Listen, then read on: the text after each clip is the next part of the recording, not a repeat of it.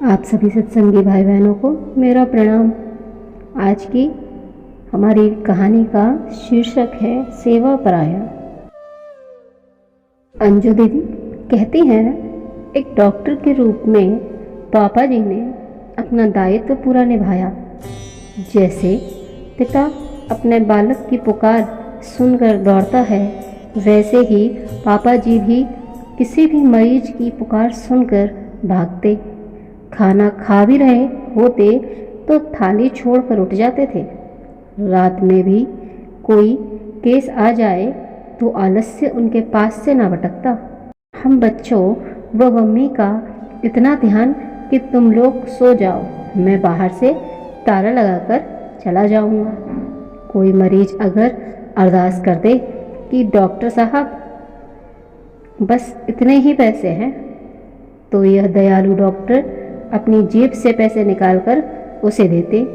कह देते, जाओ बाबा, आराम से खाओ पियो, दवा करो, फीस की चिंता ना करो, फिर कभी तकलीफ हो तो आ जाना।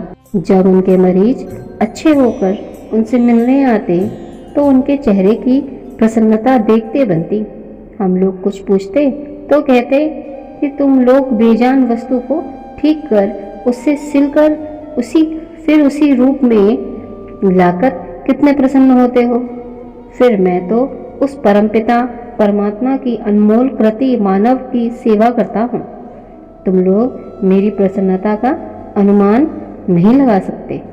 यह प्रसन्नता आत्मा व परमात्मा के बीच की होती है, पारस्परिक संतुष्टि की होती है। ऐसे हम सबके बड़े भैया परम पूज्य नवनीत हृदय श्री डॉक्टर ब्रजेंद्र कुमार जी के द्वारा स्थापित आदर्शों का अध्ययन करके अपने मलिन आवरणों को हटाने का प्रयास करेंगे। महापुरुषों का अवतरण भी विभिन्न स्थानों से हुआ करता है। भगवान राम का अवतरण जहाँ से हुआ, भगवान कृष्ण का उससे ऊपर के स्थान से हुआ। ऐसे ही ऋषियों का हाल है। जब जीव संसार में आता है तो आने से पूर्व अनेक प्रकार के लोकों में निवास करता रहता है और वहीं से वह आता है। अधिकतर पितृलोक से आत्माएं पृथ्वी लोक में आती हैं, पर अपने बड़े भैया तो प्रेमलोक से आए थे। प्रेमलोक की आत्माएं तो किसी महासंत, महान आत्मा, श्रेष्ठ महात्मा के यहाँ ही प्रकट होती हैं। पूज्य बड़े भैया जी का जन्म उनकी मौसी जी के घर कोसी में हुआ था। व्रत क्षेत्र में जन्म होने के कारण पूज्य दादा गुरु जी ने उनका नाम ब्रजेंद्र रखा था। भगवान श्री कृष्ण अपने भक्त उद्धव जी से कहते हैं कि संत सब पर दया करने वाला, किसी से भी द्रोह न करने वाला, सत्य प्रतिज्ञा करने वाला, निंदादि दोष से रहित, सुख दुखादि द्वंद्वों में समान भाव वाला, सबका उपकार करने वाला, विषयों से विचलित न होने वाला, जितेंद्र, कोमलचित, पवित्र, अकिंचन, निष्कामी, मित भोजन करने वाला, शांत, स्थिर, मेरे परायण रहने वाला, भूख प्यास, शोक मोह, जरा मृत्यु, इन 6 विकारों को जीता हुआ, मान न चाहने वाला, दूसरों को मान देने वाला, दक्ष, सबसे मैत्री रखने वाला,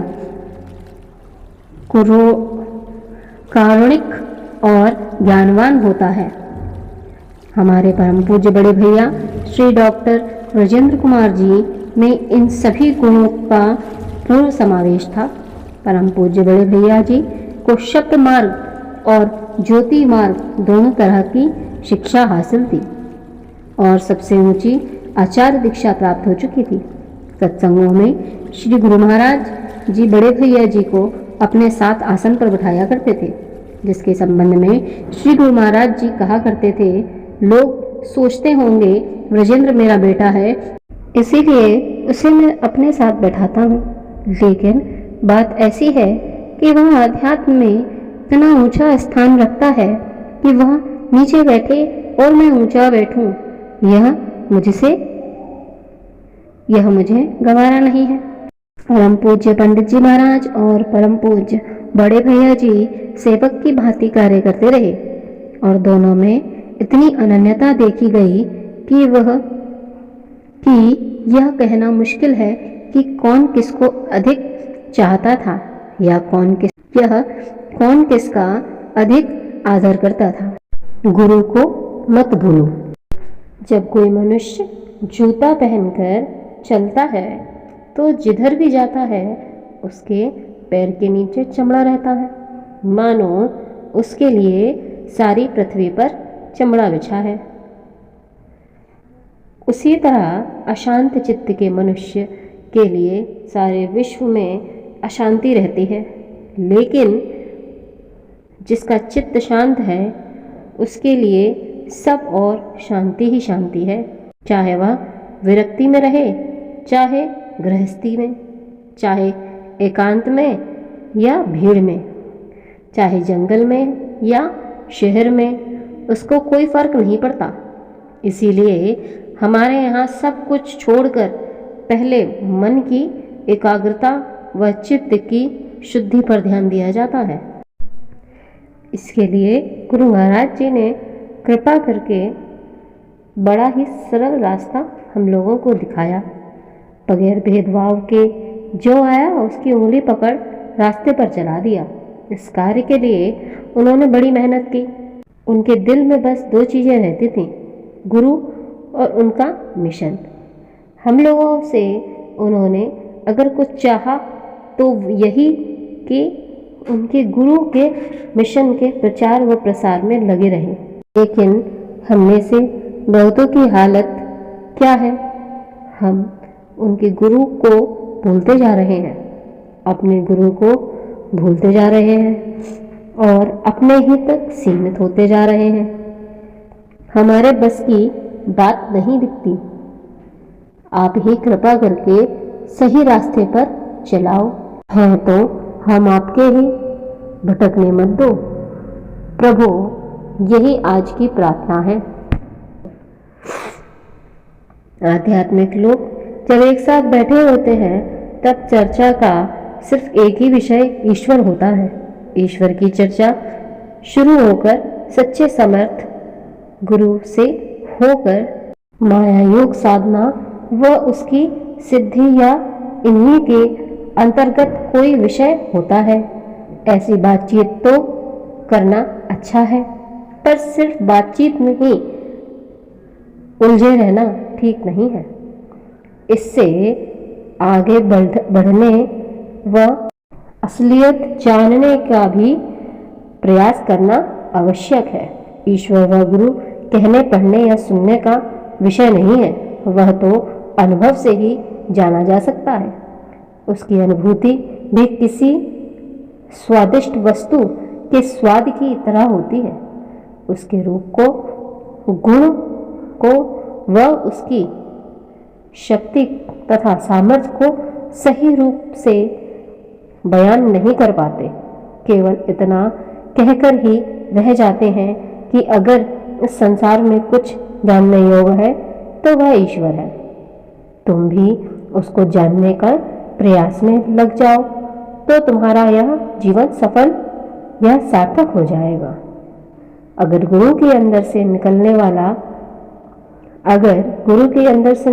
वाले प्रकाश को अपने हृदय में धारण कर लोगे तो तुम पवित्र व निर्मल बन जाओगे व तुमको वह दिव्य दृष्टि प्राप्त होगी जिससे तुम ईश्वर को देख सकोगे व उसका ज्ञान प्राप्त कर सकोगे।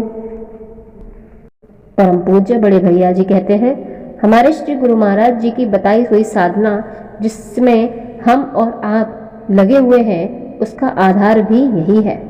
माया के बारे में भी बहुत कुछ लिखा गया है, पर समझने के लिए श्री तुलसीदास जी की बात आसान है। वह कहते हैं कि माया का विस्तार इतना है कि कोई साधारण मनुष्य उसकी कल्पना भी नहीं कर सकता। समस्त जीव उसके चक्कर में फंसे हैं। उन्होंने माया के दो भेद बताए हैं, पहला अविद्या माया, यानी कि वे कर्म, वे इच्छाएं जो मनुष्य को संसार में फंसाती हैं और पतन की ओर ले जाती हैं। दूसरी विद्या माया, यानी वे कर्म व इच्छाएं जो भगवत प्राप्ति की ओर प्रेरित करती हैं।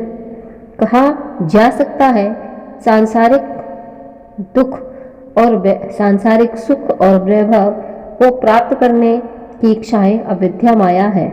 ये इच्छाएं बंधन में बांधे रहती है और मनुष्य को ईश्वरी मार्ग से विरक्त कर विपरीत दिशा में ले जाती हैं। ईश्वर प्राप्ति की इच्छा विद्या माया है। श्री गुरु महाराज जी ने शिक्षा दी कि तुम इन दोनों प्रकार की इच्छाओं को गुरु चरणों में समर्पित, कोई भी इच्छा ना रहे तो तुमको माया नहीं व्यापेगी। गुरु समर्पण से ही ध्येय की प्राप्ति होती है। इसलिए हर एक साधक को चाहिए कि वह गुरु की शरण में हो जाए और मार्गदर्शक की भांति